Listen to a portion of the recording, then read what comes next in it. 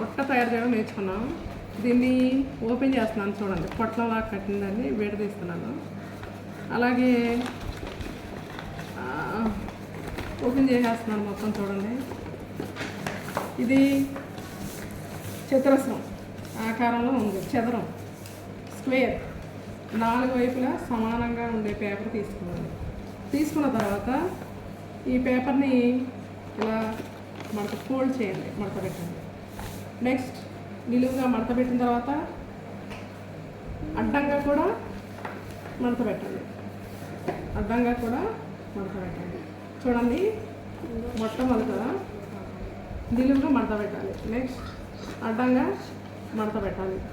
మడత పెట్టిన తర్వాత దీన్ని ఇలా వెనక్కి పెట్టండి. నెక్స్ట్ దీన్ని కూడా ఇలా వెనక్కి పెట్టండి. పెట్టిన తర్వాత దీన్ని ఓపెన్ చేయండి. ఓపెన్ చేస్తే ఇలా ఉంటుంది. వెనక్కి మడత పెట్టండి. వెనక్కి మడత పెట్టిన తర్వాత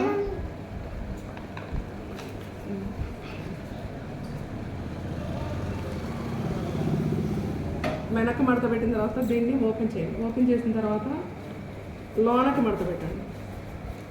లోనకి మడత పెట్టిన తర్వాత దీన్ని కూడా వెనక్కి మడత పెట్టండి.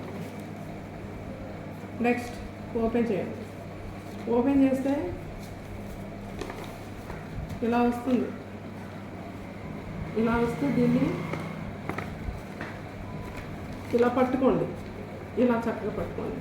ఈ మధ్యలో దీన్ని ఇలా పట్టుకోండి. పట్టుకున్న తర్వాత దీన్ని ఇలా నొక్కండి. అదే మాదిరి ఈ కోన్లాగా ఉన్న దీన్ని ఇలా నొక్కండి. నొక్కిన తర్వాత ఈ లోపల ఉన్న దీన్ని బయటకు తీసి వెనక్కి పొట్లంలాగా చుట్టండి. వెనక్కి ఇలా ఒక పొట్లం చుట్టినట్టు పొట్లంలాగా దోపండి. నెక్స్ట్ ఇటు సైడ్ కూడా దీన్ని బయటకు తీసిన తర్వాత దీన్ని కూడా పొట్లంలాగా ఇలాగా దోపేయండి. దోపిన తర్వాత ఇప్పుడు ఓపెన్ చేయండి. ఓపెన్ చేస్తే అందమైన బుట్ట తయారైంది చూడండి.